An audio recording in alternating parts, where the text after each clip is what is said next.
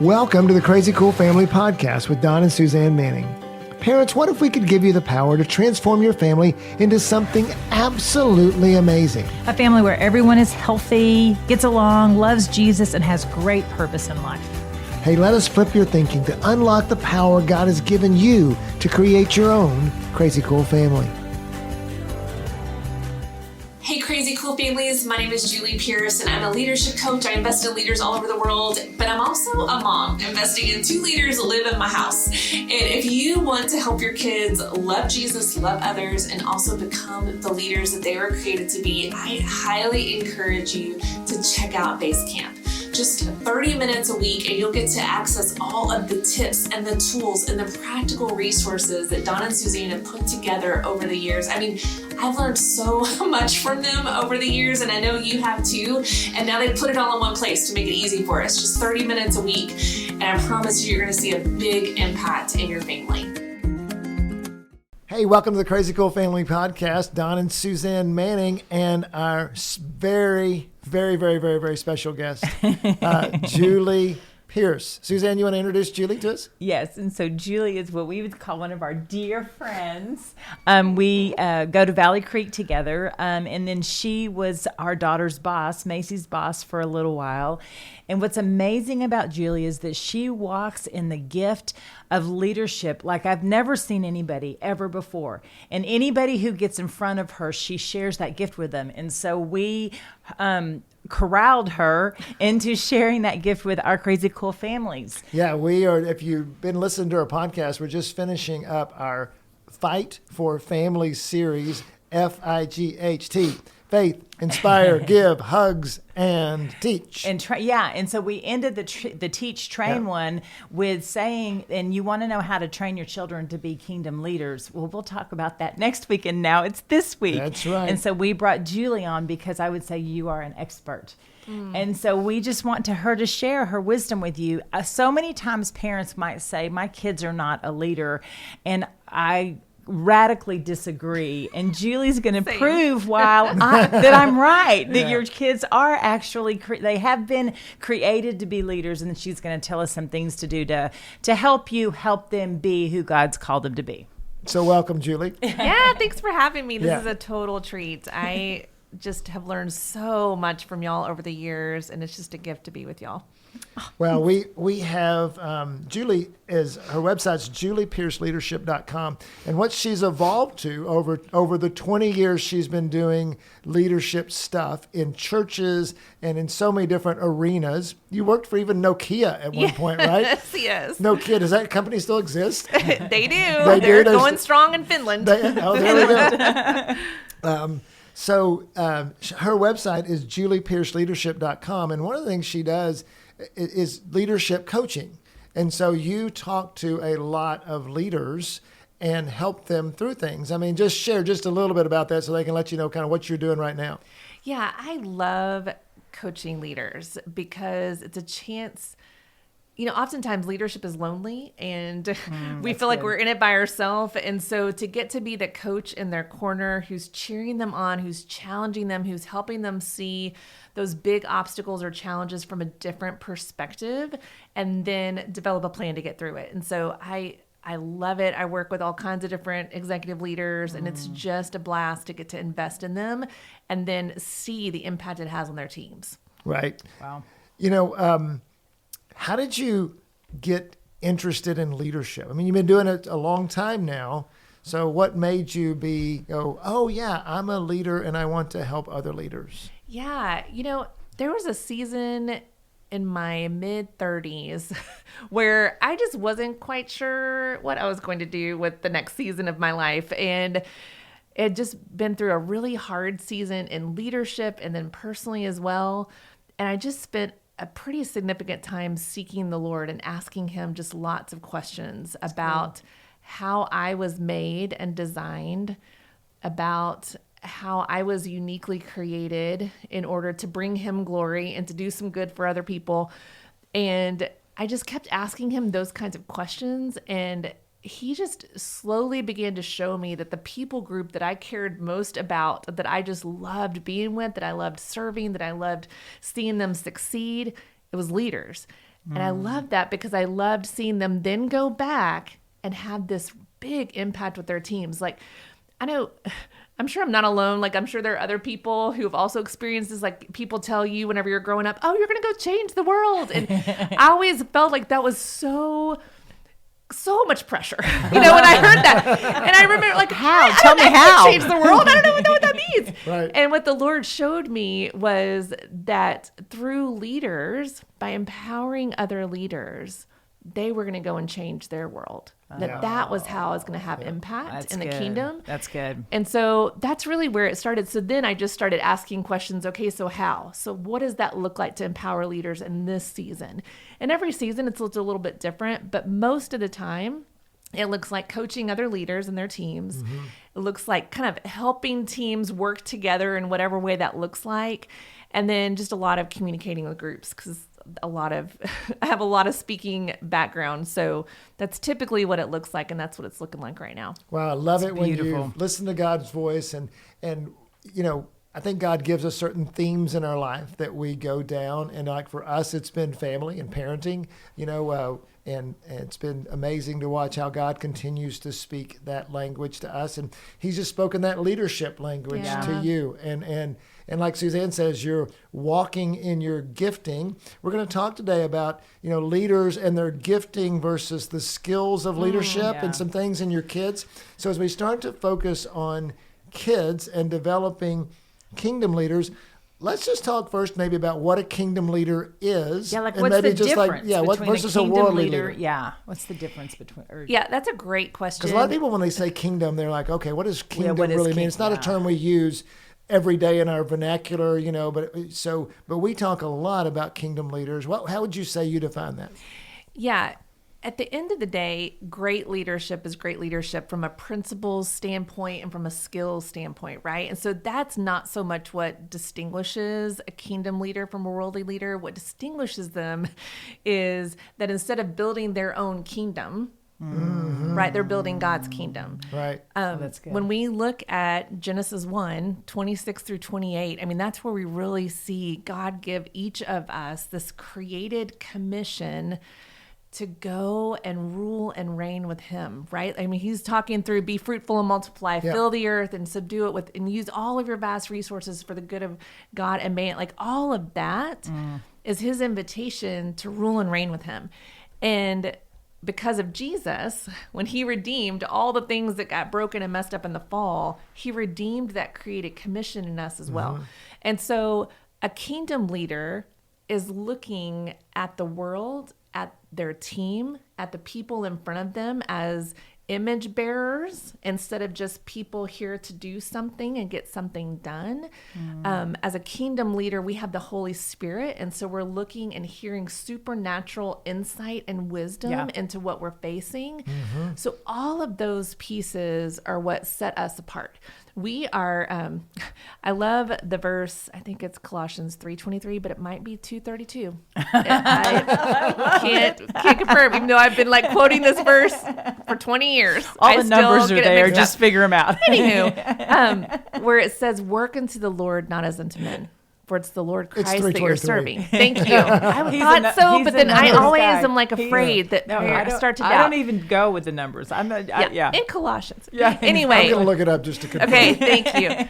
But what I love about that is, again, it's saying, hey, you're working and you're leading just like everybody else around, but you are working as unto the Lord. I love it. He is the one that you're serving. He is the one who it doesn't matter where you're getting your paycheck from. It doesn't matter where you're getting your pat on the back or not. He is the one who has invited you into this space to lead.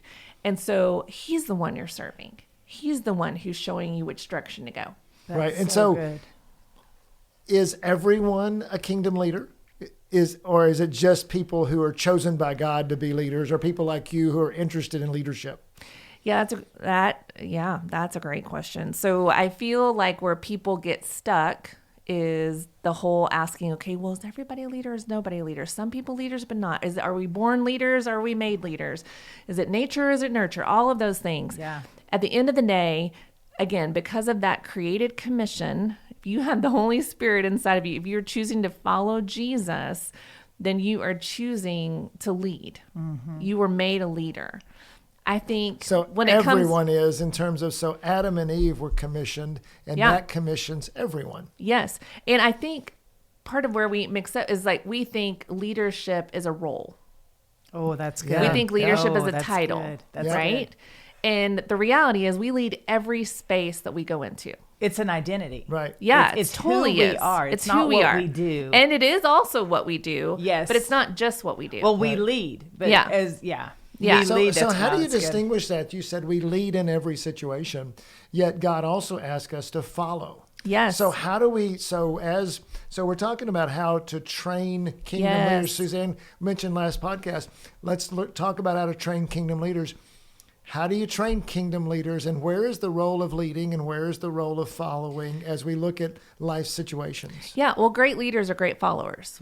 Yeah. I mean, at the end of the day, you don't have a great leader if they're a terrible follower, if they can't take direction from anybody, if they can't submit to a bigger vision, if like that's it's just, I think it's probably impossible. I'd love to have somebody try to prove me wrong on that one, Right. but you know, the scriptures say, follow me as I follow Christ, right? Wasn't Right. that Peter who said that? And we follow Jesus, and as we're following him, other people are following behind us. Right.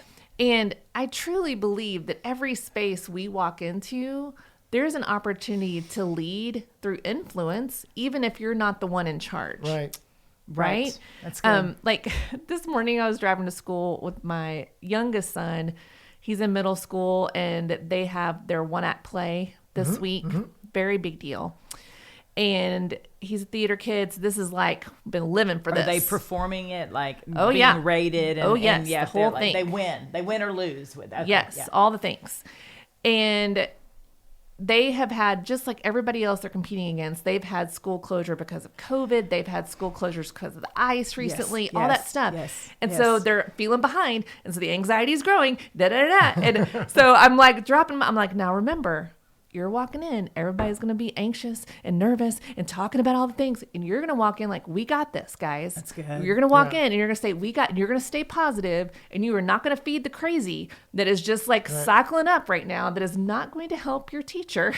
So he's not in that. charge of it. He's not in charge of the one-act play. Right? He is not in charge of the But one I he's a play. huge influence. But he has influence, right? Right. His voice matters, and He leads everybody through is looking. influence. Yeah, absolutely. And Okay, yet- so parents, did you hear that? I mean, that's what we're talking about right there, is how do we coach and train our kids to be leaders in every situation? We're that still small voice in their head that's saying, you're not going to go in and feed the crazy. You're going to go in and be calm. You're going to be cool. You're going to be an encouragement. You're going to be, and so as we lead them in what to do so that they can then go lead their peers. Yes. That's so good. That's what I want. That's what I want to hear from you. I want to hear, what are some of the things that you've done specifically with your sons that have created the leaders that they are now. What are like if you could be little Julie on our shoulder, if you will, as parents, and telling us, what are some of those things? Yeah, it's interesting. I asked both my boys at separate times, telling them I was going to come and chat with y'all. And I said, I feel pretty confident that if y'all walked into just about any room, anywhere, and there's a leadership void, you could step in and lead and be just fine. Right. Do you think that's true? And they were like, yeah, totally. Like they both just, of course, absolutely. And I was like, Did you think, yay me? No, I thought, I always be like, thank you, Jesus. That's good. That's way. Thank that's a way goodness better. some of it's working. But I think some of the things that we've just always done, I think it's a couple of different things. I think one, it's a little bit of teaching, which really is coaching, is really what I want to emphasize. Yeah. And then there's some telling. With the teaching side of things, I think it's almost like, do y'all know when police officers do like a ride along with so the experienced police officers there in the driver's seat, and you've got a young guy or a young girl with them who's wanting to learn what it looks like, and a great experience like that, the older, wiser veteran is kind of helping them see the experience through their eyes, right? And it's coaching them along. And did you see what happened there? Whatever. I'd shared with y'all earlier, I played basketball growing up. And in high school, I played center or post. And I got a lot of foul trouble pretty early in the game, let's be honest. And there were many times where I fouled out and I wanted to sit at the end of the bench away from my coach. And she always made room for me to sit right next to her. And the whole game. Imagine that. Yeah, imagine. The whole game, she would pepper me with questions like, do you see what's happening? What defense are they running? Why does she have her head down? What does she really need to be doing there? Like constantly asking me questions, showing me all along the way the game from her perspective. And so I think part of what we do when we teach leadership with our kids is we're just showing them that leadership perspective all the time. I love that because even in that example, it's like, good. What could a coach do? She could sit you beside her and say, why do you always foul out? What, my goodness. And that was legitimate. She should have said that. Yeah, exactly. But instead, and I think this really applies with parents, is we see those adversarial situations, whether it be you fouling out or your kids, everybody being anxious about the one-act play, and we use those as opportunities to influence and teach and say, she wasn't teaching you, but she might say, hey, if your footwork was better, you wouldn't foul there. Yes. Do you see where that post is getting in position with their feet? I play basketball too. And so, basketball. where you would say, your footwork is going to keep you from fouling or something like that. But she's not berating you and saying you're a loser because you foul out every time and you're killing the team and all that stuff. Yes. And I think we have so many opportunities like that as parents. We have so many opportunities. So when I think about that, I think it's doing that coaching, that lifetime coaching when it happens, when the opportunity presents itself, and seeing everything. Well, seeing everything as leadership. So great example of this. I remember this like it was yesterday. My oldest was in elementary school and he's in high school now. He's in high school now. And he's a high school junior now, but he was in elementary school and fifth grade, had some kind of group project they were working on. And he comes home from school one day and I'm like, hey, bub, tell me about school. What's going on?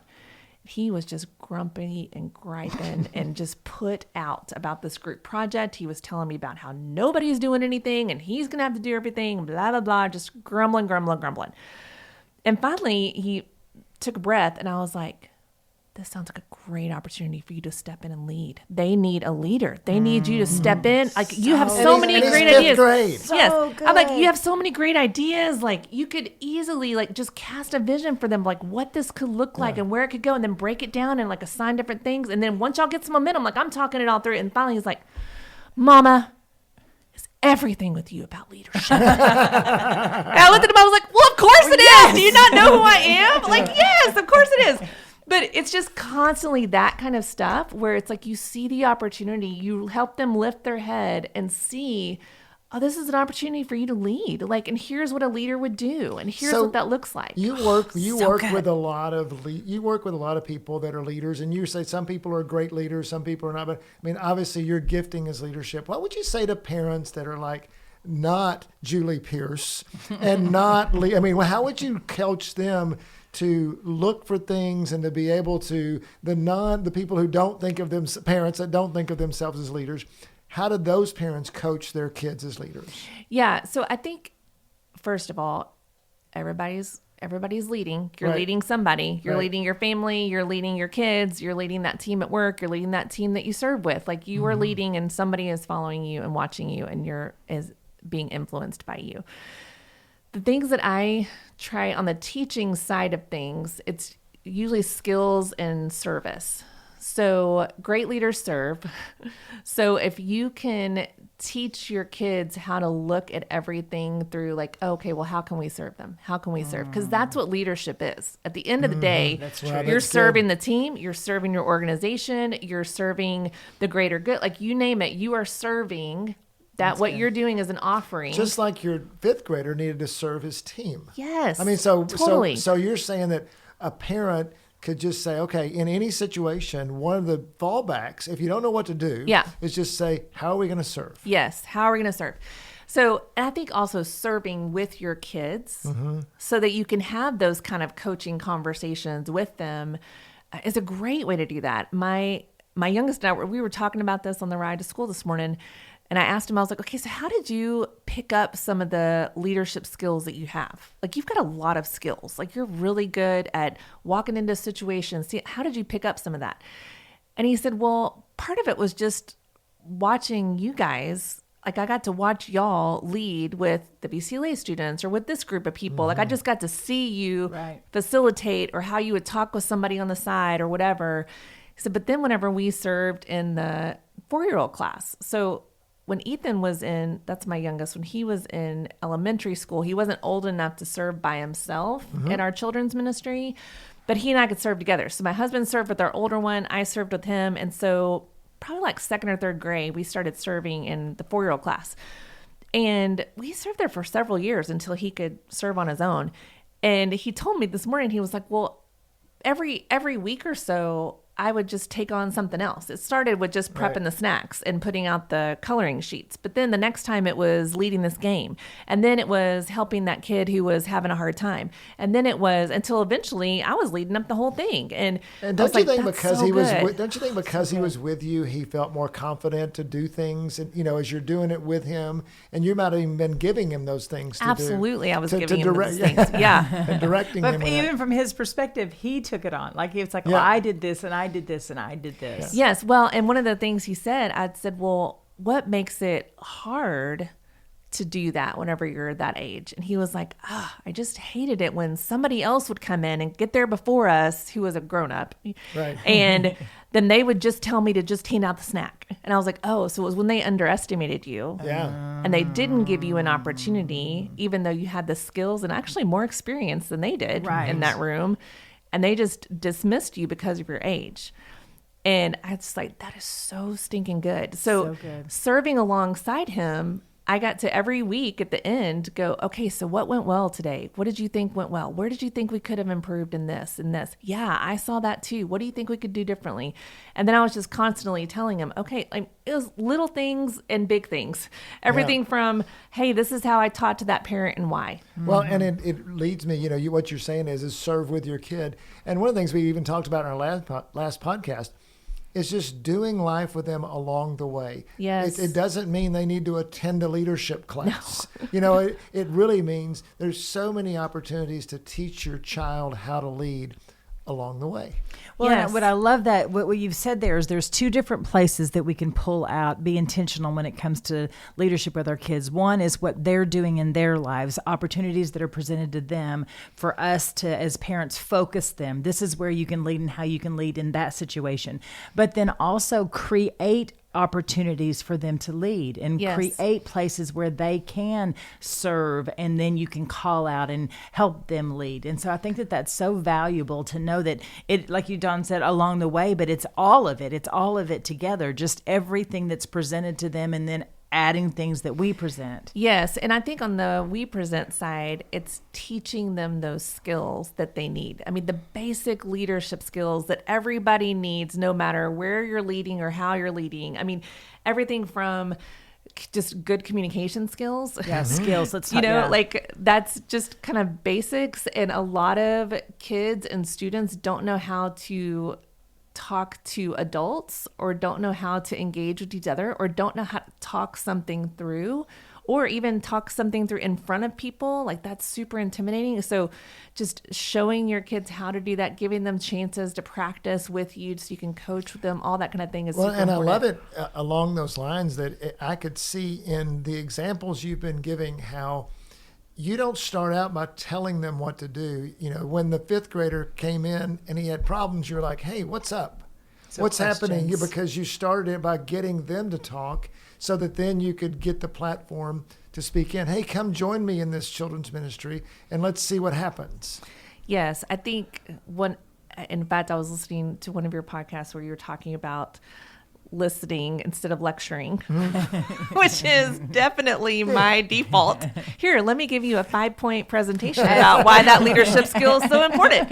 And I know that you're going to be enthralled every second. Take some notes. But what you're saying is so right. Like, asking questions, helping them see things from a different perspective, showing them where it could be improved or where there's an opportunity and how they can do it. I mean, that's one of the biggest things, and I know that y'all are huge proponents of just inspiring our kids and reminding them that we believe in them. Like, the gift of belief is one of the biggest gifts we can give to our teams.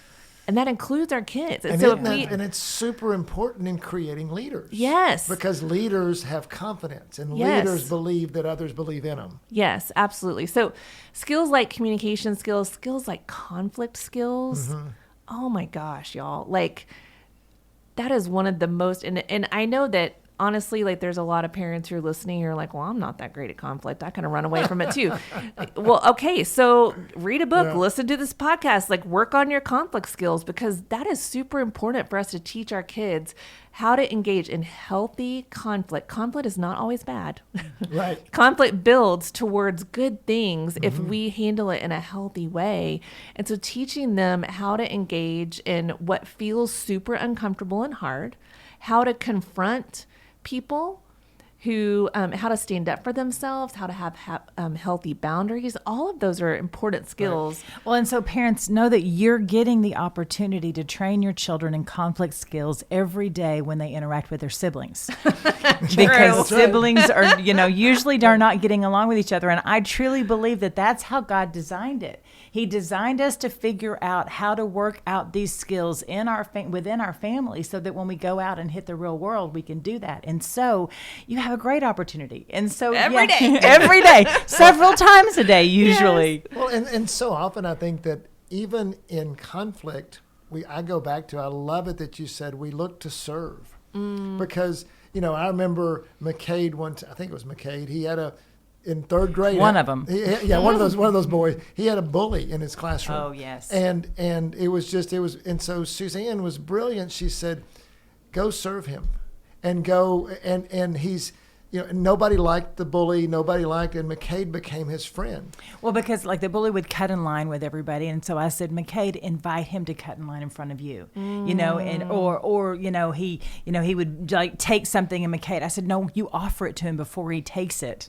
Yeah, and then it broke through that relationship, because instead of facing the conflict with, I'm going to call the teacher and we're going to have this big meeting, and which sometimes needs to happen. Right. Yes. But in this case, it was like she heard from the Lord and said, hey, McCade, let's go figure out how to develop that relationship. Yes. And it broke down everything. And then what was really cool is it paved the way for me. When the kid was bullying somebody else, McCade was able to say, hey, back off, leave her alone, leave him alone. So and so he actually was he able became to his interact with the bully, so that the bully. I think that's one of the things that as kingdom leaders, we can train that out in our kids as well, is not seeing that other person as the enemy, but seeing them as an image bearer. Yeah. And asking the question, okay, if that's how they're treating you, what in the world do you think's going on inside of them? Yes, and what in the world do you think's happening at their house? Yes, right. that's exactly. And now all of a sudden you're teaching them empathy and compassion, which is so important as a Right. leader, right? To ask those deeper questions. And this is Yep. third grade in McCade's case. Yes, It's fifth yeah, grade you yeah. were talking about. I mean, it doesn't have to wait till they're in high school. No. There's so many opportunities, even as young children, to be able to help them navigate situations and be a leader. Yes, because every life situation is a leadership situation. Right. Every life lesson is a leadership Spoken lesson. like a true leader. Yes, but say that again, because that is valuable, and I think that we need to hear that, because I do think that as parents, we walk into situations not realizing that, I'm leading here. I think we just think, I'm just the parent here, and so say that. Yeah, there is no just yes, anything. yes, Right? Yeah. Yeah. Every situation is a leadership situation. Every life lesson is a leadership lesson. I remember one of the things that we talk about a lot with our boys is the gift of going first. Like, when you go first, you give someone else the gift of going second. And so if you will go first and pave the way, and then others, it's so much easier for them to raise their hand or to speak up or whatever. And that's a way you can serve others. that's so good. But that's like looking at it. That's just a life, like, way to be a good person, right? Like, Yeah. that's a Yeah. life lesson, but it's also a leadership lesson. If you will go first in doing the hard thing, if you will go first in offering a solution, if you will go first in serving and picking up the trash, like whatever, then other people are going to see that and jump in and join in. That's good. And that's another leadership lesson, right? The other thing, like, one of the big things, I think my boys are naturally gifted this way. And so we've really tried to fan it into flame is one of the other skills of leadership is not just breaking things down and seeing where we can improve, but also giving the gift of encouragement to those around you and those you lead, right?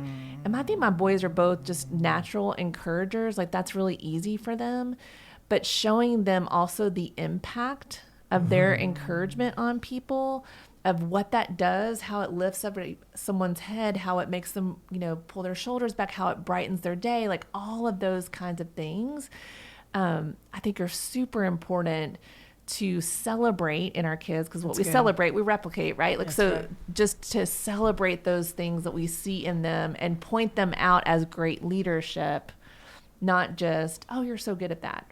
You just keep throwing out these phrases, but they're really cool. I want parents. Well, they don't originate with me. Like that pulled it from John Maxwell or over here. But I mean, I want the parents to hear them that what we celebrate, we replicate. I mean, what a cool. I mean, I love those things. I need to celebrate that then, because it's going to replicate, and that's where you see the benefits of encouragement. Well, and I like it that it's not just notice it and bring it out; it's celebrate. I mean, and that's a big word, and that brings life to any situation. So I love that that's the focus. Which also kind of goes down a path I'd like to go here, because when our kids do leadership things, that's when we need to, or when they do things that are worth celebrating. I mean, that's a time to really celebrate. And to your point, Suzanne, it's not just, hey, good job. It's like, I noticed that. I saw that. That's great. Yeah. But next level is celebrate. Yeah. Yes. So like not just celebrating the performance part, like, oh, you made a good play or whatever. Like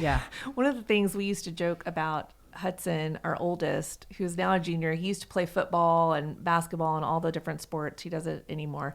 But just barely. Like it's only not been playing for a year, right? Yes. He had multiple concussions, and so he stepped out of that. He stepped more into music. It's all great now. But but there was a transition. Whenever he was playing all these sports, we'd always joke, because Hudson was always the one who, after a play, the other kid from the other team is like knocked out on the floor or whatever out on the field, and he's like stopping and helping him pick up and like patting him on the back and like, hey, good job. And then afterwards he's like high-fiving the other guys from the other team and all this stuff. And we were like, okay, you're taking so much time in between the play. Like, get off of the play. But at the same time, like every game, we would just be like, dude, I love the way that you encourage that other player. I love the way that you patted him on the back. I love the way you celebrate his amazing play that happened right in front of you because you didn't defend him well. Like, I love the way you did that. Like, just because that's his heart, like that's his character, and that's a leadership skill. Like, that's a big deal. And so trying to celebrate those things as they happen, it's really important. So good. I mean, so that even just to drop that down for you guys that have toddlers, what does that look like with your littles? Like what did you do with your little boy when they were little bitty? How did you celebrate their... Yes, anytime they shared. That's good. Anytime they took care of someone else. My boys both love ones behind them, and so even when they were little, like they loved babies, or they loved little toddlers when they were a few steps ahead. And so any time that they would just be sweet and take care of or encourage or say something kind to or speak a word over that kid, like I would just try to celebrate that, because it was just, number one, it's unusual. Right, because children are so self-centered or so focused on what I need, want, get. And because I wanted more of that. I wanted them to do that more. Exactly. Yeah. What we celebrate, we replicate. Yep. Another thing that we talk about is just, and I think that it's a great thing. We're talking about how to build your kids into kingdom leaders, is speaking declarations over their lives. You want to speak to that a little bit? Yeah, and so along with that, when you and I had a conversation however many months ago, before the COVID and the snow and all that stuff, you had said that before your kids get out of the car every morning, you say something to them. And so I was like, I want that on our podcast. I want you to include that. And so one of the things that has been so important to me, and y'all model this, is constantly being around other parents who are a couple of steps ahead of you. And anytime I come into contact with a mom who has boys who are like, I'm like, oh my gosh, tell me all the things, tell me what to do. Tell me, like, give me a sneak peek, all the things. Cause I just want to learn. And I feel like I'm out of my depths all the time. But one particular instance of that is I was meeting with another woman who's just a fantastic developer of leaders. And this was years ago. I mean, I think Hudson was maybe kindergarten. I mean, they were little bitty. And she has, had at that time, her boys were in high school. And I'm like, oh my gosh, tell me all the things. Like, tell me what I should be doing. Like, tell me what am I looking forward to? And one of the stories she told me, she said, every day I declare over them who they are.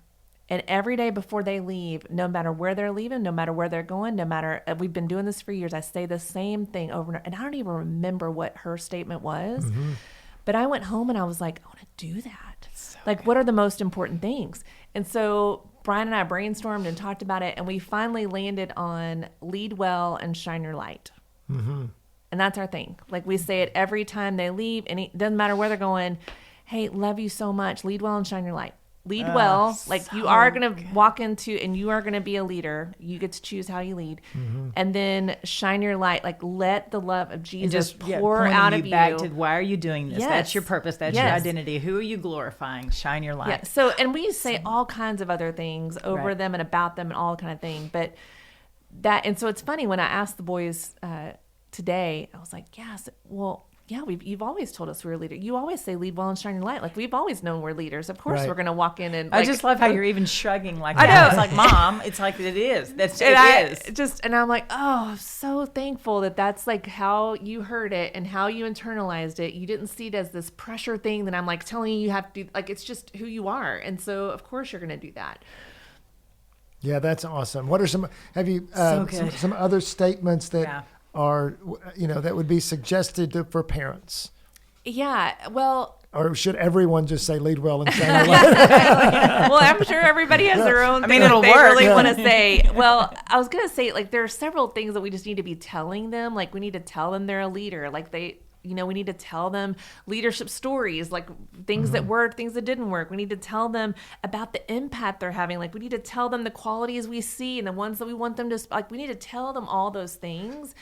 But having just a short statement is super helpful, I think, because it becomes that thing that they consistent. It's consistent, right? And and when they run up against a situation, then that is what God plays in their head, is what's been that track that's been laid. And they do also know that that's our expectation of them.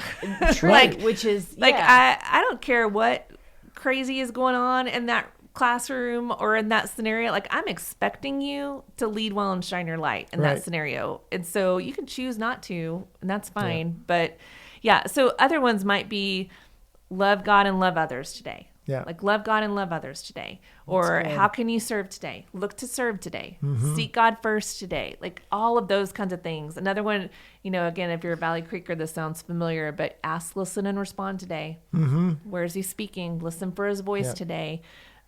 Follow God, lead others. You are a mighty man of God. That's a Valley Creek too. Yes. Yeah. I love remember who you are. Just remember whose you are and who you are. Yes. A lot of times we talk about it at Crazy Cool Family, having the family name. Remember you're a Manning. Yes. Act like a Manning. Yep. And just calling to something higher purpose. Yes. You're a child of the King. Things like that. Yes. And whatever it is, I love the idea of repetition because that's what they remember, and if you have a consistent phrase, it doesn't have to be every day or whatever, but, no pressure on parents, but, just being able to be consistent with it and calling things out in them. That's awesome. Yes.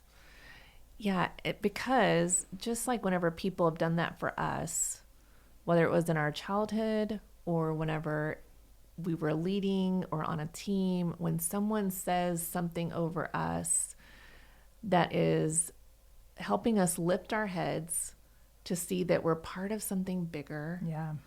That we were created on purpose for a purpose. That there's an invitation to join God in his redemptive work. So like that lifts my head from just, staring right at myself and what's going on in my world to seeing like, oh, I'm a part of something bigger here. Right. Like there's a bigger story going on. Oh, that's a whole nother podcast. Yes, exactly. I mean, seriously, to give our teens perspective and purpose and all of that, to pull them out of their anxiety. I mean, so much is there. But well, I love this discussion on helping our parents raise kingdom leaders. Thank you, Julie, for being with us today. For those that want to connect with you for anything, you've done things from working with leaders to working with young people. Tell them about, just how they can connect with you, what you would. Yeah, and your Instagram, your Facebook, all of those, all the things. Well, you're very kind. It's been a treat to be with y'all. They can find me at juliepierceleadership.com, and my Instagram handle is the same, Julie Pierce Leadership. And I just share things that I'm learning from leaders, and really just enjoy having the opportunity to invest in leaders, invest in their teams, help them be healthy, thriving, and strong. That's really, at the end of the day, what it's about, because that's where the impact happens. Yeah, you were telling us just that, I'll do an advertisement for you here a little bit, but is that, you work with a lot of leaders that are going into new situations, and you have a coaching program for them, and so I just think that's huge to, and to be able to. There's a lot of people that need that. There's a lot of people that are entering new leadership situations or maybe or just wonder how they could be a better leader. And so that'd be a great way to connect with Julie or you might have her speak. She's an excellent speaker, as you can tell from the podcast, but just has developed tons of leadership material that I've seen. Excellent stuff. So she's the real deal. One of the things that we were talking about too is, parents, for those of you that have got like seniors in high school or maybe a college student that's trying to figure out what they want to do with their life, you've got a little niche for that on your website, right?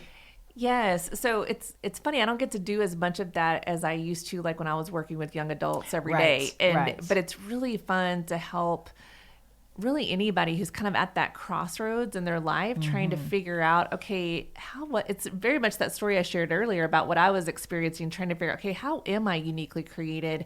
How do I best contribute to the kingdom?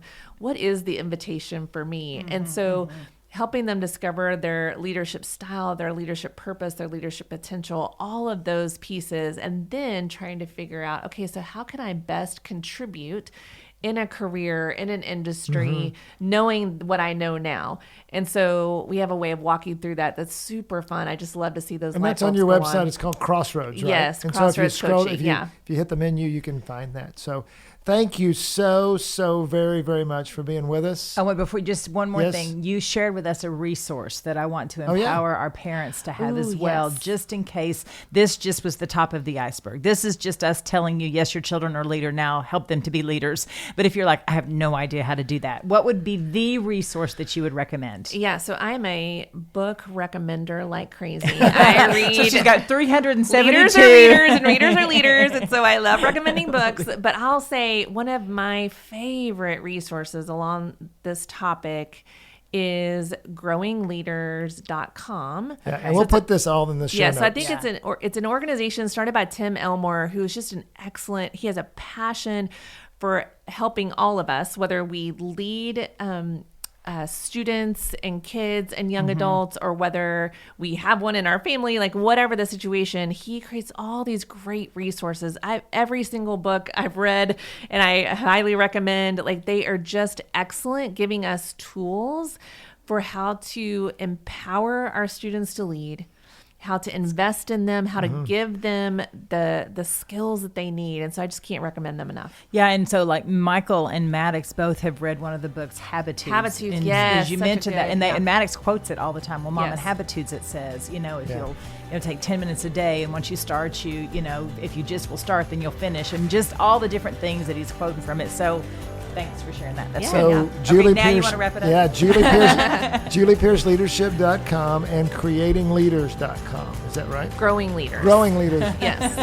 Okay, juliepierceleadership.com and growingleaders.com with Tim Elmore would be a recommended resource. Again, we'll put that in the episode notes.